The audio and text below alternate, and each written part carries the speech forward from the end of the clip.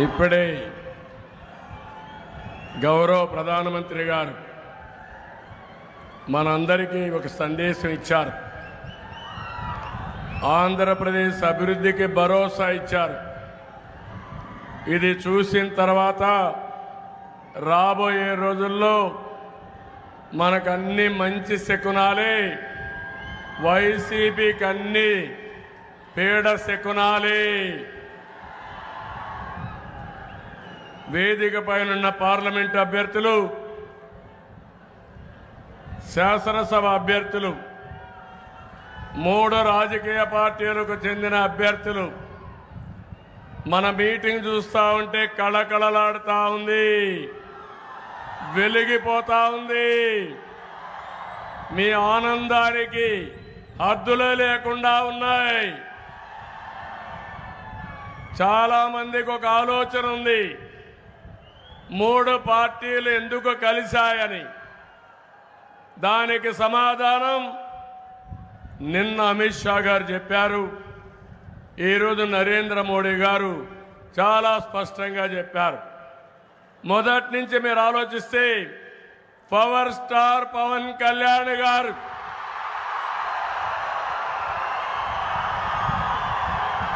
చాలా రోజులుగా ఒకే మాట చెప్పాడు, సైకో జగన్ పోవాలి, ప్రజలు గెలవాలి, రాష్ట్రం నిలవాలి, ఏ త్యాగానికైనా సిద్ధమని చెప్పిన వ్యక్తి పవన్ కళ్యాణ్ గారు. సీట్ల కోసం ఆలోచించలేదు. మళ్ళీ సినీ జీవితంలో ఆయనకి లేని గౌరవం ఇక్కడ వస్తుందని కాదు. నన్ను నమ్ముకున్న ఈ ప్రజల కోసం నేను కూడా త్యాగం చేయాలని ఇదే విశాఖపట్నానికి పవన్ కళ్యాణ్ గారు వస్తే ఏం తమిళలో అడుగడుగునా ఆటంకాలు క్రియేట్ చేశారా లేదా? ఉన్న పడంగా ఇక్కడి నుంచి వేరే ప్రాంతానికి తరలించారా లేదా అని అడుగుతున్నా. అనుకున్నాడు ఈ సైకో వీళ్ళబ్బ సొమ్ము విశాఖపట్నం అని. ఏం తమ్ముళ్ళు వీళ్ళ తాత జాగీరా అని మిమ్మల్ని అడుగుతున్నా. ఇంకా మీకు కోపం రాలేదని అడుగుతున్నా. నేను ఒకటే చూశాను, పవన్ కళ్యాణ్ గారికి ఇక్కడ జరిగిన అవమానం చూసిన తర్వాత నేనే వెళ్ళి విజయవాడలో సంఘీభావాన్ని తెలియజేయడమే కాకుండా నేను పరామర్శించాను. తిరిగి నన్ను జైల్లో పెట్టినప్పుడు ముందు వెనుక చూడకుండా నేరుగా సంఘీభావాన్ని అలయన్స్ ఉంటుందని చెప్పిన మొట్టమొదటి వ్యక్తి పవన్ కళ్యాణ్ గారు. అది అతని చిత్తశుద్ధి. సినిమాల్లో హీరో కాదు, నిజ జీవితంలో ప్రజా జీవితంలో నిజమైన హీరో. అక్కడి నుంచి ప్రారంభమైన ఈ యాత్ర ఎన్నో ఇబ్బందులు పెట్టారు, అవమానాలు భరించాం, ఎన్నో సమస్యలను ఫేస్ చేశాం. మిమ్మల్ని కాపాడుకోవడని నిద్రలేని రాత్రులు కూడా గడిపాం. కానీ ఈరోజు చెప్తున్నా, ఎన్డీఏ గెలుపుని ఎవ్వడు ఆపలేడు. ఇప్పుడే నరేంద్ర మోడీ గారు కూడా చెప్పారు, గెలుపు మనదే, డబుల్ ఇంజన్ సర్కార్, అవినీతి ప్రభుత్వం ఇంటికి. సైకో ఎక్కడికి పంపించాలో మీరే నిర్ణయించాలి. అంటే అధికారం ఉందని ఒక మాటలో చెప్పాలంటే విర్రవీగిపోయిన వ్యక్తి ఈ సైకో. ఒక విషయం మీకు చెప్పాలి, నరేంద్ర మోడీ గారు గడిచిన 10 సంవత్సరాల్లో దేశాన్ని 5వ ఆర్థిక వ్యవస్థగా తీర్చిదిద్దాడు. ఇప్పుడు మళ్ళీ ఒకే మాట చెప్పాడు, ఈ 5 సంవత్సరాల్లో 3వ అతిపెద్ద ఆర్థిక వ్యవస్థగా నిర్మాణం చేస్తామని సంకల్పం చేశారు. ఇది అయిన తర్వాత 2047 వికసిత్ భారత్. అదే సమయంలో మా కళ, నా కళ గాని పవన్ కళ్యాణ్ గారి కళ వికసిత్ ఆంధ్రప్రదేశ్. మేము ఒకటే ఆలోచిస్తున్నాం, నరేంద్ర మోడీ గారి నాయకత్వంలో దేశం ముందుకు పోవాలి, ప్రపంచంలో భారతీయులు నెంబర్ 1 కావాలి, భారతదేశం నెంబర్ 1 కావాలి, భారతదేశంలో ఆంధ్రప్రదేశ్ నెంబర్ 1 కావాలి, తెలుగు జాతి ప్రపంచం మొత్తం నెంబర్ 1 కావాలి. పేదరికం లేని దేశం, పేదరికం లేని రాష్ట్రం మా కళ అని చెప్పి మీకు తెలియజేస్తున్నా. అందుకే ఈ కలయిక, అందుకే ఈ కూటమి సాధిస్తాం. ఏం తమలో భరోసా ఉందా లేదా? ఉంటే గట్టిగా సంకల్పం చేయండి, చప్పట్లు కొట్టి.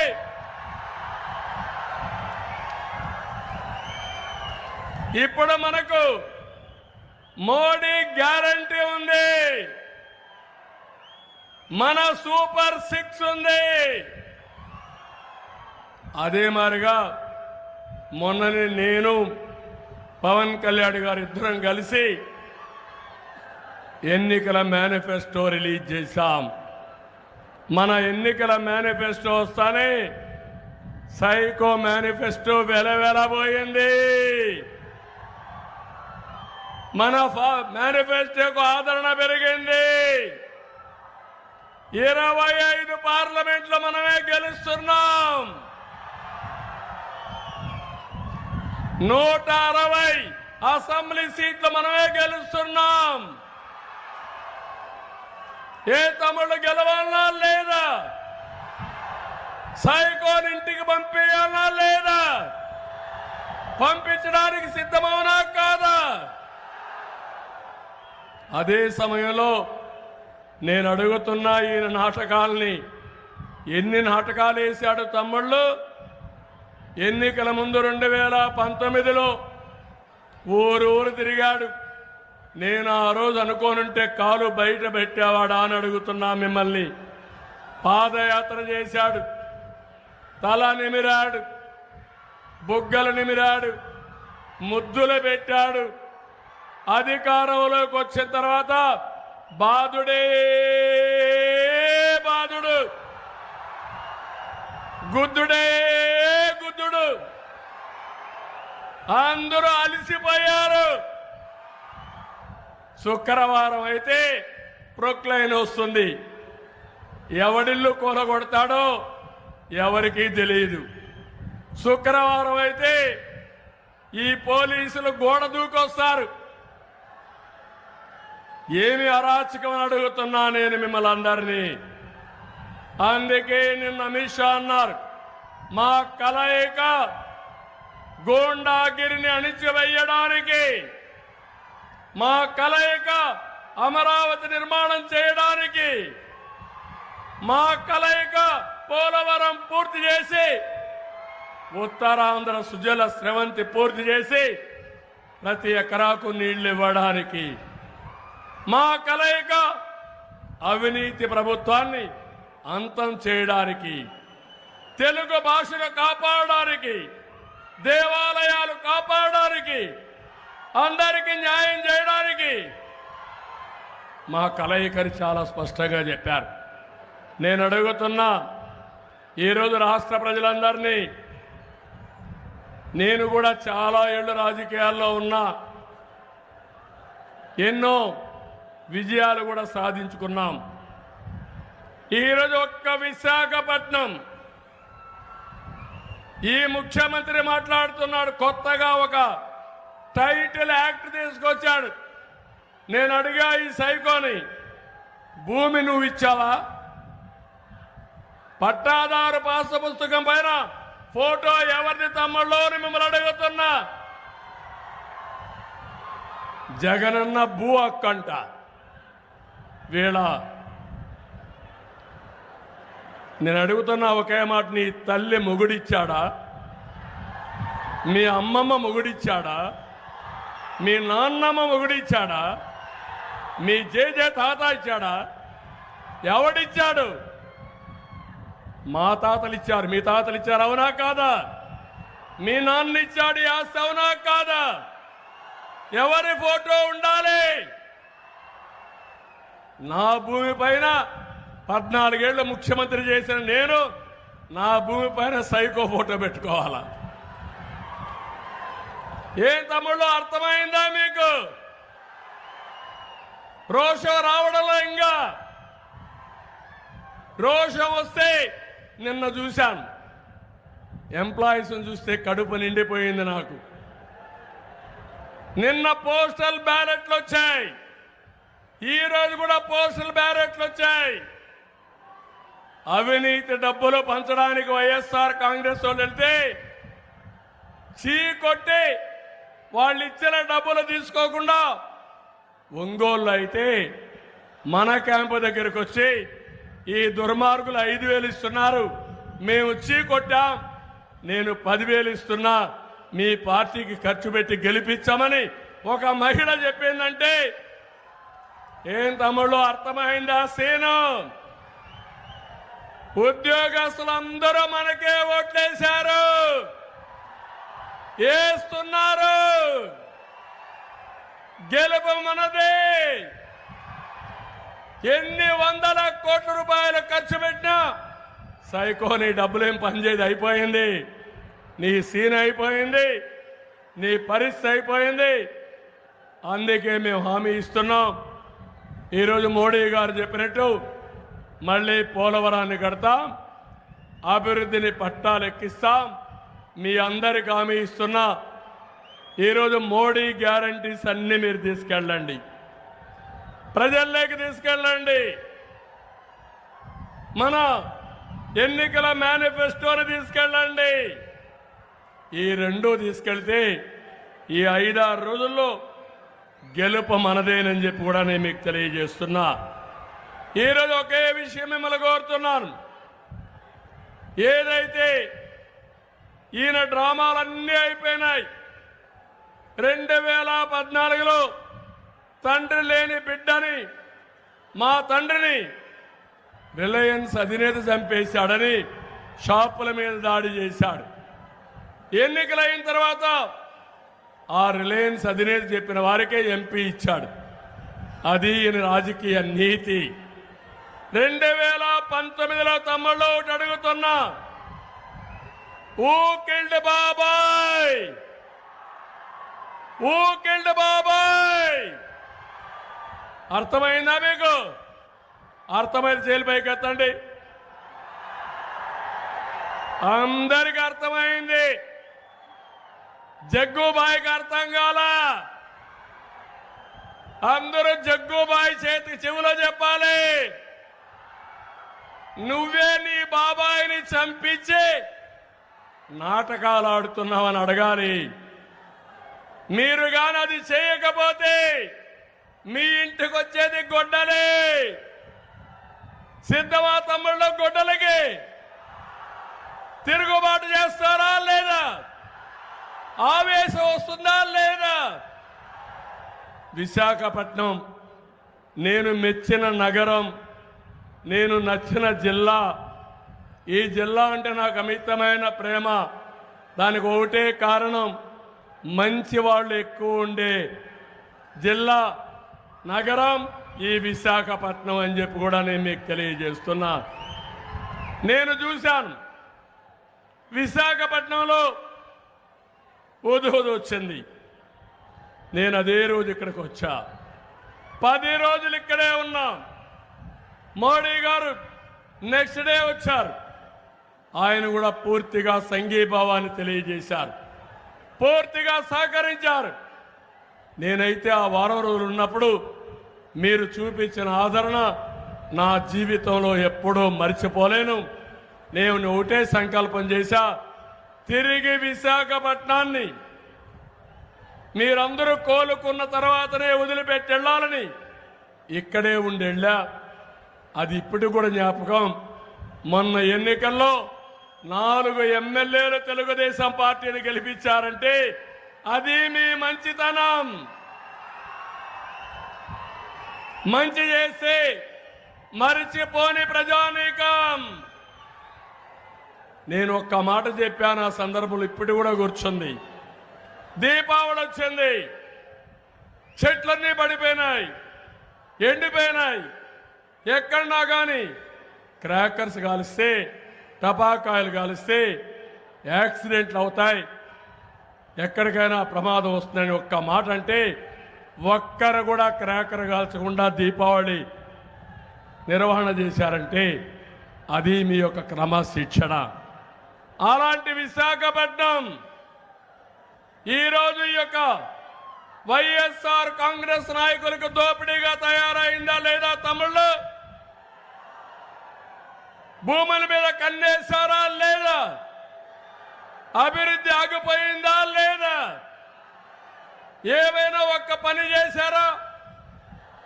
మెట్రో వస్తుందా? ఇప్పుడు విమానాశ్రయం భోగాపురంలో నేను ఫౌండేషన్ ఇస్తే నేనుంటే 2 ఏళ్లలో వచ్చే విమానాశ్రయం ఈ సైకో నాశనం చేసి మళ్ళా అది తీసేసి ఈయన ఫౌండేషన్ ఇచ్చాడు.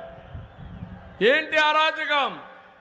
ఒక స్టిక్కర్ ముఖ్యమంత్రి, అసమర్థ ముఖ్యమంత్రి, విధ్వంసకారుడు రాష్ట్రాన్ని సర్వనాశనం చేస్తే మనం ఏం చేయాలా అని మిమ్మల్ని అడుగుతున్నా.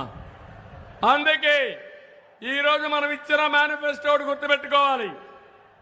నరేంద్ర మోడీ గారి నాయకత్వం అభివృద్ధి, అభివృద్ధి, అభివృద్ధి. నీతివంతమైన పాలన, నీతివంతమైన పాలన. తెలుగుదేశం కూడా మొదటి నుంచి అభివృద్ధి మన మంత్రం అని మీ అందరికీ తెలియజేస్తున్నా.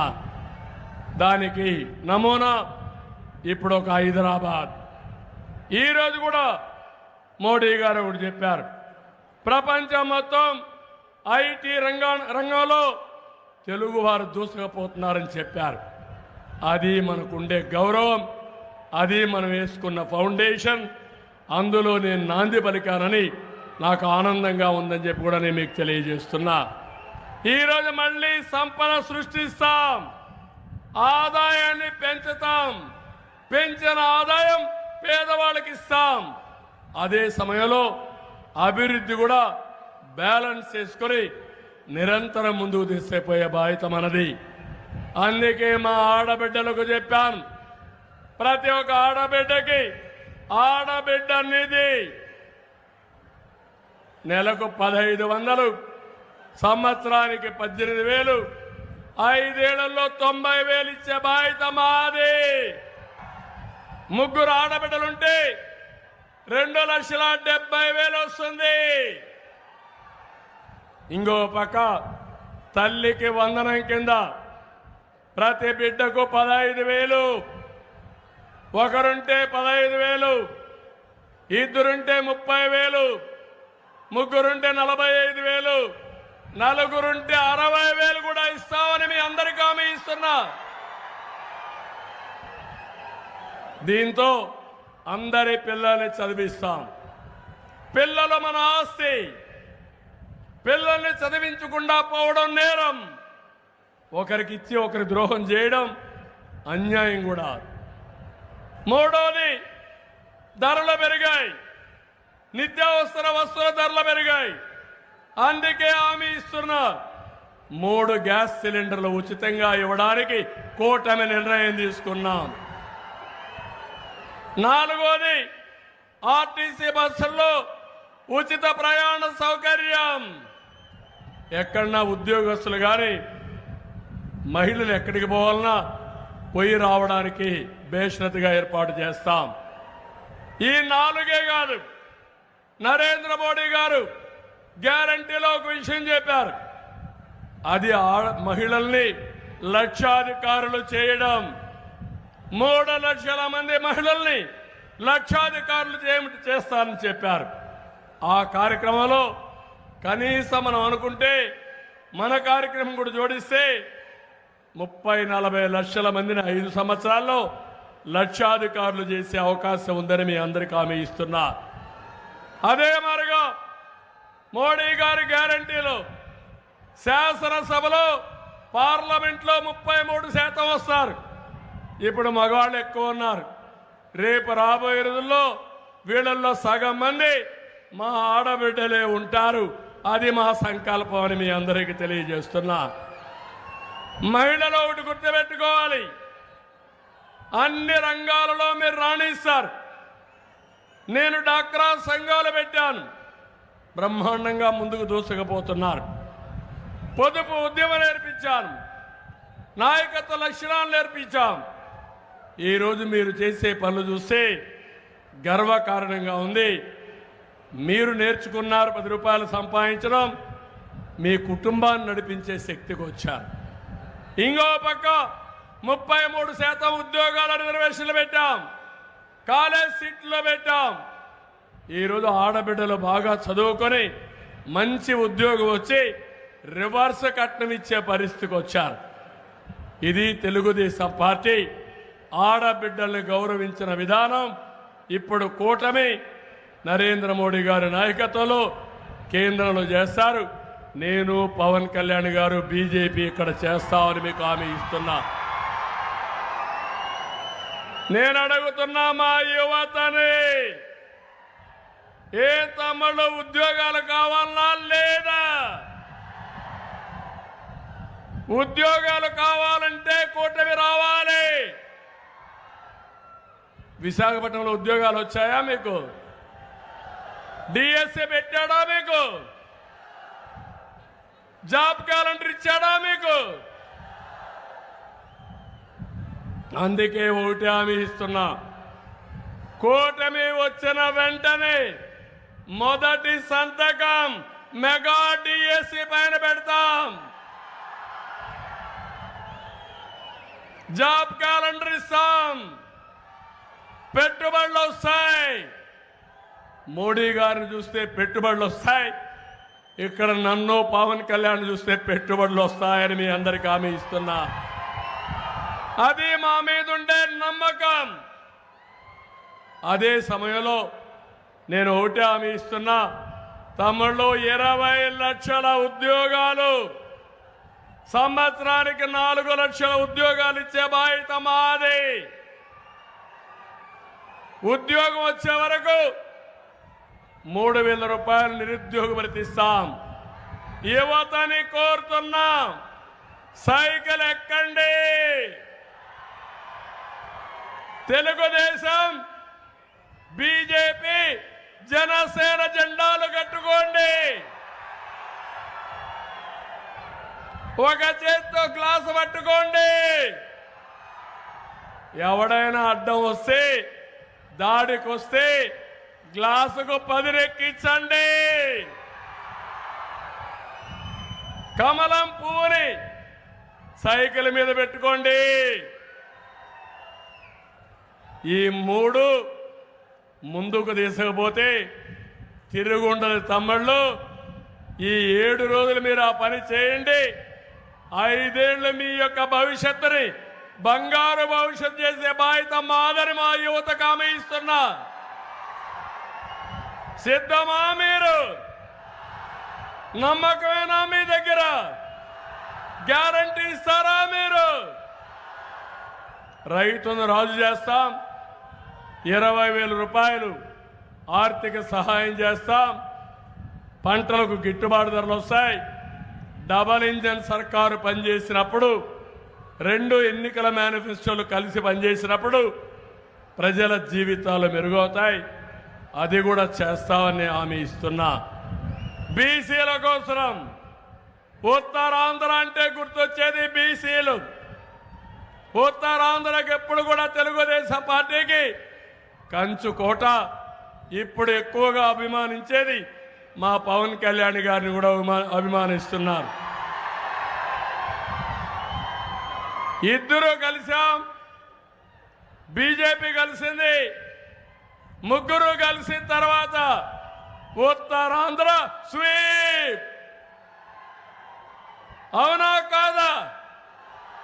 వేరే వాళ్ళు గెలుస్తారా? ఇక్కడ గెలవనిస్తారా మీరు? ఉత్తరాంధ్ర ద్రోహులు ఈ వైఎస్ఆర్ కాంగ్రెస్ పార్టీ. నేను అడుగుతున్నా, మేము ఆ రోజు ఇరిగేషన్ కోసం 2500 కోట్లు ఉత్తరాంధ్రలో ఖర్చు పెడితే నువ్వు ఖర్చు పెట్టింది 500 కోట్లు. సమాధానం చెప్పమని నిలదీస్తున్నా. మనం అధికారం ఉండుంటే ఉత్తరాంధ్ర సుజల స్రవంతి పూర్తయి, పోలవరం పూర్తయి, నదుల అనుసంధానం పూర్తయి ఈ రాష్ట్రం బాగుపడేది. దాన్ని ద్రోహం చేసిన వ్యక్తి ఈ జగన్మోహన్ రెడ్డి. ఇది కాకుండా వృద్ధులందరికీ హామీ ఇస్తున్నా. తమిళలో ఒకటి చెప్పండి, 200 రూపాయలు పింఛన్ 2000 చేసిన పార్టీ ఏది? ఈ సైకో చెప్తున్నాడు 1000 నుంచి 3000 చేశాడంట. ఇప్పుడు నేను ఒక మాట చెప్పాను, 3000 నుంచి 4000 రూపాయలు పెంచిన పింఛను ఏప్రిల్ నుంచే మీకు ఇస్తాం. ఇంటి దగ్గరనే ఇస్తాం, మొదటి తారీఖునే ఇస్తాం. ఇది మా గ్యారంటీ. శవ రాజకీయాలు చేయం, ముసలివాళ్ళని చంపాం, ముసలివాళ్ళని ఆదుకుంటాం. నేను అడుగుతున్నా, మీరేమిచ్చారు?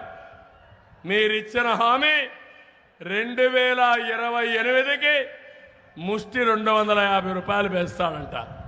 అప్పటి వరకు వీళ్ళు పండు టాకుల్లాగా ఉండే ఈ ముసలోళ్ళు బతికుండాలి, అప్పుడే ఇస్తారంటాడు. ఇవన్నీ మనం గుర్తుపెట్టుకోవాల్సిన అవసరం ఉంది. నేను ఒకే మాట అడుగుతున్నా మిమ్మల్ని, ఉత్తరాంధ్ర మీద వైఎస్ఆర్ కాంగ్రెస్ నాయకుల పెత్తనం ఎవరు? తమిళ్ళు. మొన్నటి వరకు A2 విజయసాయి రెడ్డి, ఇప్పుడు సుబ్బారెడ్డి. అంటే మేమంటే చులకన మీకు. అదే తెలుగుదేశం ఉన్నప్పుడు ఎర్రమనాయుడు ఈ ప్రాంతంలో కేంద్ర మంత్రిగా చేసిన పార్టీ తెలుగుదేశం పార్టీ. ఇక్కడ అయ్యన్న కానీ, సత్యనారాయణమూర్తి కానీ, గంటాకు కానీ గౌరవించిన పార్టీ తెలుగుదేశం పార్టీ. అదే మాదిరిగా ఉత్తరాంధ్రలో అయితే ప్రతిభా భారతిని స్పీకర్ చేసిన పార్టీ తెలుగుదేశం పార్టీ. ఇవన్నీ కూడా చూసినప్పుడు వీళ్ళకు ఉత్తరాంధ్ర భూముల పైన కన్నేశారు. సామాజిక న్యాయం పేరుతో సామాజిక అన్యాయం, ఉత్తరాంధ్ర ద్రోహం చేసే పరిస్థితికి వచ్చారు. అందుకే ఈరోజు మిమ్మల్ని అందరిని అడుగుతున్నా, మిమ్మల్ని చూసిన తర్వాత నాకు ఒక ధైర్యం వచ్చింది. నేను ఒకటే మిమ్మల్ని కోరుతున్నా, రేపు జరిగే ఎన్నికలు మీరందరూ ఒకటే గుర్తుపెట్టుకోవాలి. ఈ ఎన్నికలు ఈ రాష్ట్రంలో ధర్మానికి అధర్మానికి జరుగుతున్న పోరాటం, ప్రజాస్వామ్యానికి నియంతృత్వానికి మధ్య జరుగుతున్న పోరాటం, విధ్వంసానికి అభివృద్ధికి మధ్య జరుగుతున్న పోరాటం, కల్లోల ఆంధ్రప్రదేశ్కి మధ్య జరుగుతున్న పోరాటం. మా 3 పార్టీలు కలిసి గ్యారంటీ ఇస్తున్నాం. ఒకటే చెప్తున్నా, ఈరోజు మీ అందరికీ మళ్ళీ ఉత్తరాంధ్ర అభివృద్ధి, మీ ప్రగతి ఈ 3 పార్టీల వల్లనే సాధ్యం. అది చేయడానికి మేము గ్యారంటీ ఇస్తున్నాం. నేను ఒకటే ఉత్తరాంధ్ర అడుగుతున్నా, పవన్ కళ్యాణ్ గారు ఎప్పుడు అంటూ ఉంటారు, ఇప్పుడు మీరందరూ కూడా చెప్పాలి. నేను హలో ఏపీ అంటే bye bye Jagan. Hello AP